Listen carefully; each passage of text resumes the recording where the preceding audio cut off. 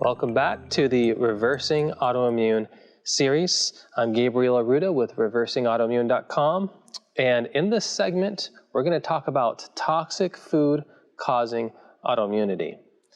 So when you think of toxic exposure, what do you think of? Lead, mercury, chemical radiation, Fukushima, right? What about a bowl of cereal? What about a non-organic apple? Those are things that you typically think of when you think of toxic exposure? Probably not.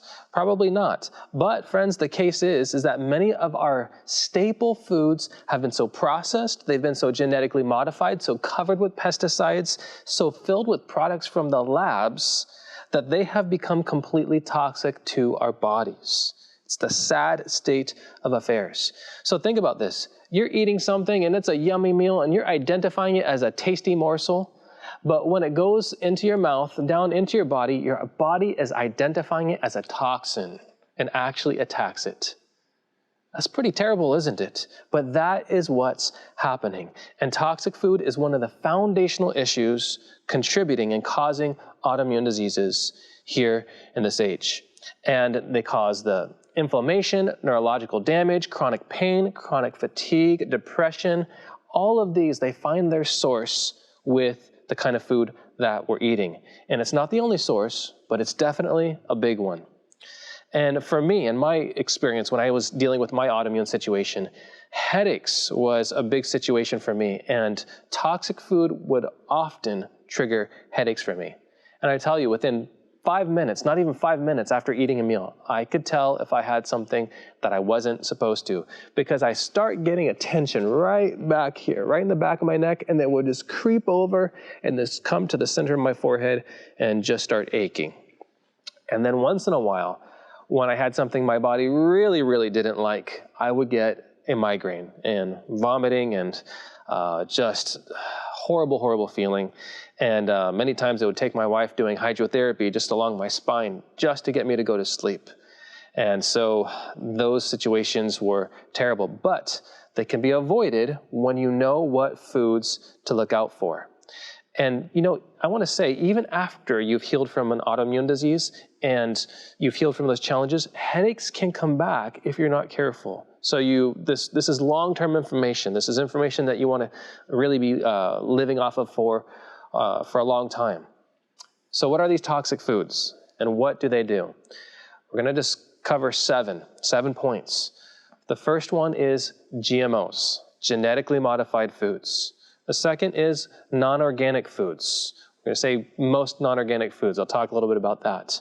Third, animal products. Fourth, over-hybridized foods, or we'll talk about this more, but foods that have been mutation bred. We're going to talk about what that means, and that's really dealing with the wheat in the US.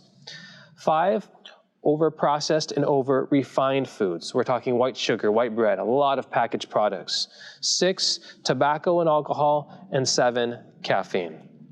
And these foods that we've just talked about, they're irritating to the body, they cause chronic inflammation, they cause malabsorption, they promote bad bacterial overgrowth in our guts, they cause toxic buildup, and they actually change your DNA. Not good. That's the blueprints for your body. You don't want that stuff changing. GMO foods. Let's start with those, the first one. So what are these foods and what are they doing to us? GMOs are, it's an acronym for genetically modified organisms. And these are plants that have had their DNA altered at a genetic level to withstand deadly doses of herbicides and pesticides. And I want to say right at the beginning, the main motivation for doing this, the reason why these exist, is big business. This was not a health move. This was a business move. It was really good for profits, really bad for health. That is the motivation behind this. And if you think about this, what has to be going on in a plant for you to douse it with deadly poisons and everything around it to die and for that thing to stay alive? What's going on inside that plant? That's kind of scary. That's a freak of nature type thing. The main company responsible for this, most people are aware, is Monsanto, responsible for this GMO situation. And GM crops are often drenched in Roundup, and that is Monsanto's premier product.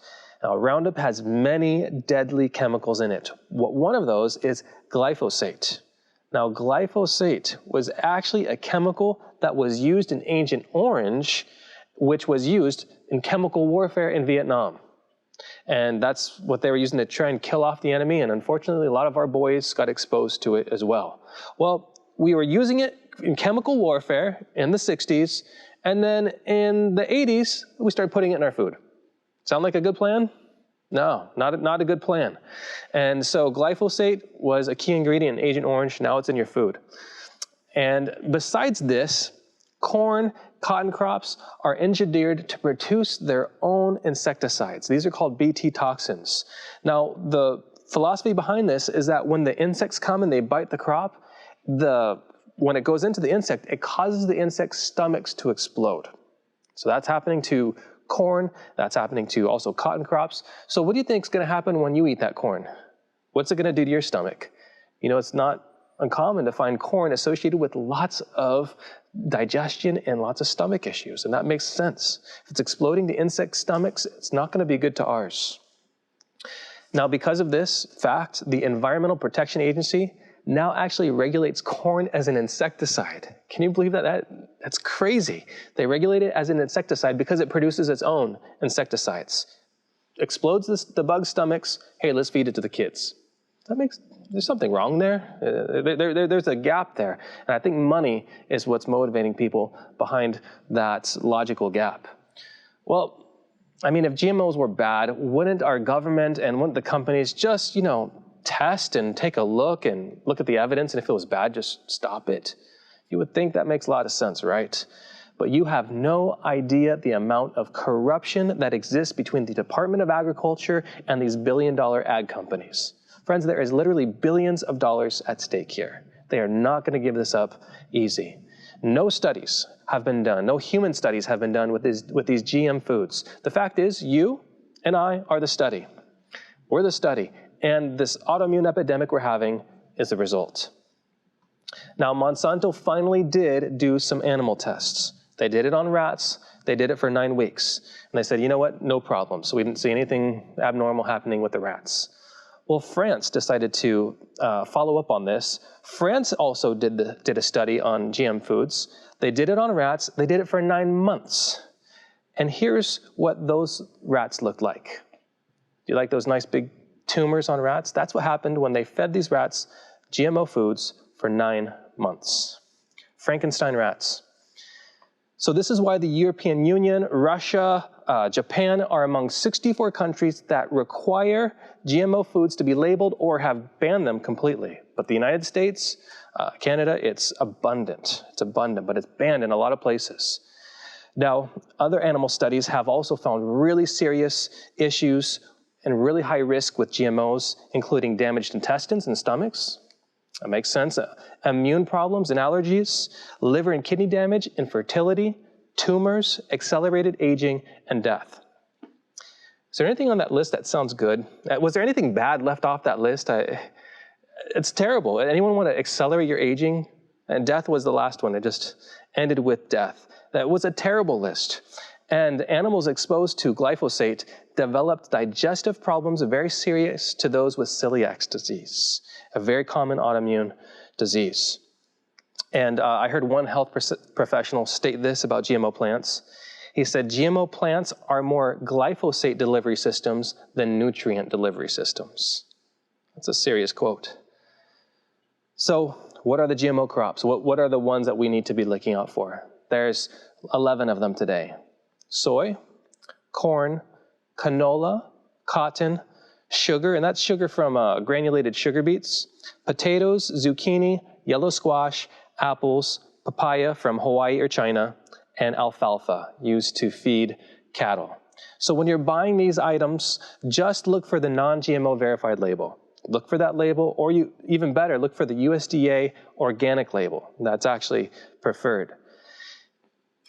So non-organic foods are important factor in this whole autoimmune crisis. And it's something that we want to look at as well. And what's a non-organic food? Pretty much it's any food that is produced to standards, not to organic standards. It's been sprayed with deadly pesticides. And not going over all the standards right now, but it's trying to avoid, organic is trying to avoid a lot of those deadly chemicals that is going on the produce. And so a lot of these chemicals that are going on there, they're there to fight fungus, kill insects, kill bacteria, and kill these things off that hurt the plants and hurt the crops. And the problem is they're not natural to our body. They're not good for our systems. And it's another source of toxic exposure. And some people think, well, doesn't it kind of just get better after it's been sitting in the store for a while and you take it home and you wash it off? Don't some of the pesticides come off? Not really. A very interesting video you could look at is a YouTube video called The Effect of Organic Food. It's by Celebrate Health TV. And it follows this European family that decided to find out how many pesticides that they were getting in their body. And so they would eat, just conventional pesticide sprayed produce, and they would take their urine and they would measure out how many pesticides were found in their urine. And they were shocked. They were finding lots of pesticides going all the way through their body, making it into their urine. And then they switched to organic produce, and it was almost all gone. And it was just a real epiphany for this family. Wow, we're eating chemicals. We are eating chemicals. All these things we can't even pronounce. We're putting them in our mouth. They're going through our body. So some people say, but you know what? It's so expensive to buy organic produce. It can be. That's true. It really can be, but it doesn't have to be. If you know what to do, let me give you a few tips. First of all, buy produce in its season. So don't get oranges in July. Don't get strawberries in January. You want to buy things in their season. So, and the food is going to be more healthful that way because it's going to be more locally grown. It'll have more nutrition in it. Not just that, buy in bulk. You can get into a co-op. My wife and I belong to a food co-op. It's called Azure Standard, and they're national co-op. There's a lot of them. And you could buy food in bulk bags, and you could get really great discounted prices. So it doesn't have to break your bank. You'll be fine. And also, if you stop buying Starbucks, if you stop buying energy drinks, and if you stop buying fast food, you'll actually have more money for organic produce, and it'll be a lot better for you as well. You'd be surprised how much money you could save. Now let's talk about animal products. Most livestock and poultry in the U.S. are fed with, guess what kind of food? GMO foods. That's right. GMO soy, GMO corn, and GMO alfalfa. And this includes the non-organic grass-fed beef. Well, what kind of grass are they eating? A lot of them are eating GMO grass. So, I hear that sometimes. Oh, it's okay if it's grass-fed. What if the grass is GMO? A lot of times it is. Most of the time, it's GMO alfalfa or hay. And, those labels could be deceiving. You see those nice cows grazing on these hills. It's not the case most of the time. It's an interesting report came out by the FDA. They found that approximately 80% of all antibiotics used in the United States were given to guess what group? Seniors? Cattle. Cattle and farm animals consume 80% of all antibiotics in the country. So if you're one of those proud, healthy people that says, I don't take antibiotics, I'm pretty healthy, but you eat meat, guess what? You are taking antibiotics, but you're just doing it in the form of the meat that you're consuming. You're eating meds. Not to mention the growth hormones. Actually, let's mention them. Most dairy in the U.S. contains Monsanto's genetically engineered bovine growth hormone. And this growth hormone is injected into the dairy cows to increase their milk production because they want to get as much milk out of these cows as possible because that's better profits. And so these growth hormones are getting into the cows and it's making it into the dairy product as well as into the cow's whole body. And these hormones are directly linked to many forms of cancer. Now, we can't talk about autoimmune diseases and diets without talking about the paleo diet. Now, the paleo diet is by far the most popular diet that's recommended to autoimmune patients. So what's going on with the paleo diet? I think personally that the paleo diet is terrible. Let me tell you why I think it's a terrible diet. Well, first of all, the philosophy behind the paleo diet is that we eat like our hunter-gatherer ancestors. And so this means a major focus on meat, fish, eggs, with some vegetables, some fruit, nuts, and seeds, and pretty much completely eliminating all other foods. And you could look up the Ultimate Paleo Guide online, and you could find that acceptable meats on this diet are meats like bear, turtle, kangaroo, and rattlesnake. Those are acceptable meats. So let's just back up, just think about this. What's allowed, what's not allowed on a paleo diet? You cannot have black beans. That's something that is not recommended for a paleo diet, but you can have black bear. No black beans, but you can have black bear. You can't have lentils. Lentils are off limits, but you could have turtle. You can't have rice, but you could have rattlesnake. Just think about that, friends. There's something not right about that. It doesn't make sense. Those animals, they're great animals, you know, being out in the forest and stuff, but those are filthy scavenger animals. They're not made for human consumption. And they're being used in the place of good, wholesome products. And so here's the problem. This diet, the paleo diet, heavily relies on meat and animal products for nutrition. And yet studies are showing that animal fat actually causes leaky gut. Now, we haven't really discussed leaky gut yet in this seminar. We're going to talk a lot about it, but leaky gut is one of the foundational problems going on in the body with autoimmune diseases. We're going to talk about that shortly. And studies are showing that the animal fat causes it. Even a single meal containing saturated fat from animal foods causes the breakdown in the lining in the small intestine. That's leaky gut, even a single meal. You're running high risk, you're damaging your gut health. And not just this, bacteria from these animal products, because now your gut's leaky, it leaks into your bloodstream and causing immediate inflammation all over the body. The bacteria coming from these animals. Not just that, most meat has been found to contain large amounts of a particular estrogen hormone called estradiol, which is known to promote cancer. So it ups your risk of cancer, meat consumption, because of this growth estrogen that's in there, this particular estrogen hormone. Another component in the paleo diet that is going to drive up your hormones is fat.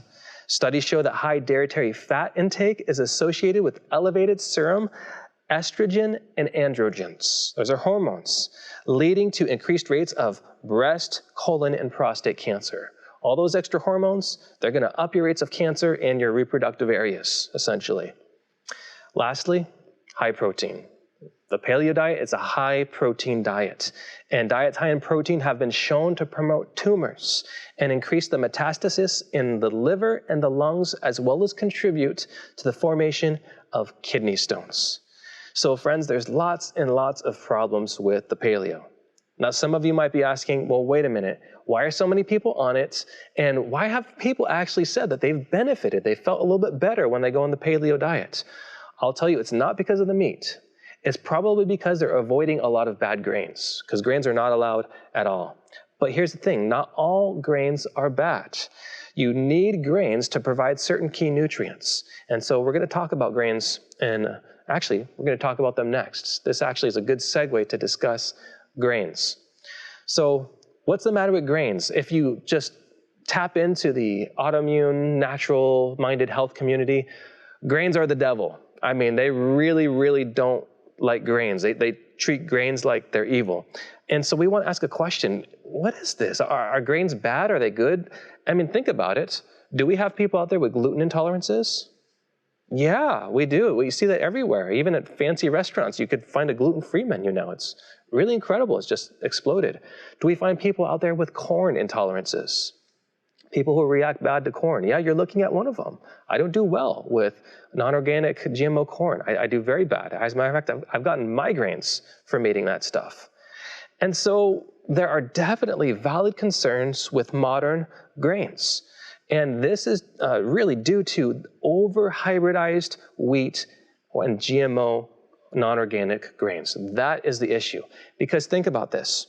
For the last 4,500 years that we actually have recorded human history, you know what humans have been very large consumers of? Grains. Grains have been a huge source of consumption for humanity over the last thousands of years. I mean, billions and billions of people have existed on grains. for thousands of years. But now all of a sudden there's a problem. So I have a question. What has changed? Has the physiology of man just suddenly and drastically and spontaneously changed to become incompatible with grains? Or have the grains suddenly and drastically changed to become incompatible with man? I would suggest it's the latter. Now, we did talk about some gene mutation things that are going on there, but that does not account for this huge anti-grain epidemic that we're seeing. Something deeper is going on. And so we've already shown some evidence of things being changed at a genetic level with GMO crops. But what's going on with grains? Because grains actually are not GMO. They're actually not a classic GMO crop. There is something else going on that, in my opinion, is actually worse. And it's called mutational breeding. Mutational breeding. Now, this is a hybridization method. Now, hybridization is a natural technique of horticulture. This has been happening for thousands and thousands of years. Farmers, they blend varieties to try and get better traits to come out that, make the crop a little bit better, a little bit stronger. And the thing is, with wheat, some rise better, some have better texture, some thresh easier, some give better yields, and, therefore yield higher profits. But here's a problem. This process of naturally doing this can take years, really, really long time. Crop after crop, season after season, it could take a very long time. And again, we're coming back to big business. People want to make money and they want to make it fast. They don't want to wait for nature. They don't want to wait for the profits. And so to solve this, new hybridization methods have been developed called mutational breeding. And this is what happens. They hit the wheat DNA with radiation and chemicals to produce mutations. They're trying to make mutations happen in the DNA. And after that happens, they look through the DNA mutations to see if any new traits expressed that are desirable. And if they find some that they like, they take those and they put them into the wheat strand. And that's a very rough, basic definition of this process. And I think this is actually more serious than what's going on with GMOs. And the treatment of wheat with these methods has been proven to breed completely new genetic diversity. In fact, it was found in one wheat hybrid that 5% of its proteins were not found in either parent. Brand new stuff, brand new material. That's just one hybrid. When you calculate the thousands of hybridizations that have happened, you're coming out with some really, really different kind of wheat. And so, are there any scientists that are concerned? That's a good question, isn't it? Well, one scientist was quoted as saying this, that this mutation breeding generates nonsense, missense, and silent mutations. Question for you. Does anyone out there want to eat food that scientists are calling genetic nonsense? Does that sound good? You want to eat genetic nonsense on your plate? I don't think so. I don't want that stuff that scientists are calling genetic nonsense. And a study was actually done by several scientists. They were examining this mutation breeding method in plants, and I found it. And I read through the whole thing, and I have some things to share with you. This is what they said about, in regard to this study. In their view, these mutations pose a risk regarding biosafety. They said this is threatening biosafety. The transgenic plant should, in their opinion, be as identical to the parent as possible. Doesn't that make sense? That it shouldn't be like, breeding two dogs and coming out with a cat. There should be a lot more similarity with the parents. Not just this, they state if the transgenic plant was to be released in the environment, genotypes with mutations should be discarded. So they said, listen, if we are coming out with these genotypes and they have these really drastic mutations, we should throw those things away. That very opposite is happening. They're getting put into the food supply. Now, let me give you a summary. It was kind of a lengthy study. Let me give you just a bullet point list of what they found. They found that frequently it is not published how these new varieties have been obtained. So the breeders, they're not even telling how they came up with these new varieties. We're not even 100% sure of the methods. And the fact is, because they don't have to, they're not being forced to tell. They found also, in reality, the number of induced mutant varieties is much larger. So it's much larger than what's been stated. Also, that the chromosomal parts may harbor hundreds of unknown wild gene mutations and thousands of deviations in the DNA sequence. So there's lots of change happening in these plants on a genetic level. The plant breeders usually do not know the number of mutations, changes, or the kinds of mutations. So the breeders themselves, I don't know what kind of mutations are in there. I'm not sure how many. We just know we got a few things we liked. They're not even sure themselves. And despite knowing all the changes happening in the plants, or all the changes they don't know that's happening in the plants, and its effects, these practices, this mutational breeding, is still widely accepted, grown, and used. That's what's going on. That's what the scientists said when they looked at this. And this mutation breeding is completely unregulated. It's not regulated at all. And, you know, interesting. I think what science is going to start showing in the near future is that when you eat mutated DNA, it's going to start mutating your DNA. I think that's what the science is going to be saying. And maybe that's why we're having all these mutations that's going on in people, all these genetic mutations. We're going to talk about those.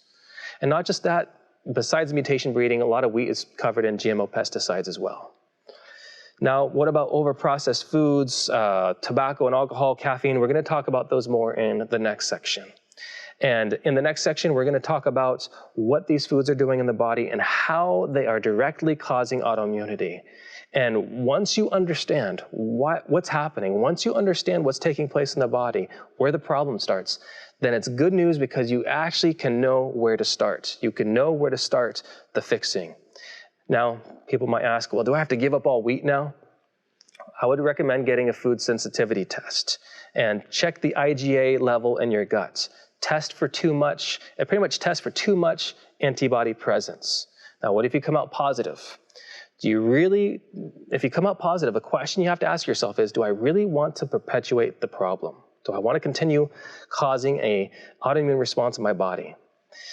Something that you may try after 90 days, try an ancient grain variety. So eat no wheat for 90 days, then try an ancient grain variety, like spelt, kamut, farro, einkorn, emmer. Those are ancient grain varieties. They haven't been monkeyed with. Or there's also gluten-free breads. They're expensive. It's still a developing market, but that's something else you could look into. Also, my wife Jennifer has a cookbook where she's learning how to develop really excellent gluten-free recipes, and so we're hoping to come out with that soon. And what if you come out negative? What if you test, get the test done and you don't have any gluten sensitivity? My question is, if you don't have an antibody response, I would start switching to ancient grains anyways, because you don't want to start having one. And with these mutation-bred plants, who knows? So I hope this message has been insightful to you. Don't forget, if you trust God, He'll help you, and may you be blessed in your pursuit of health.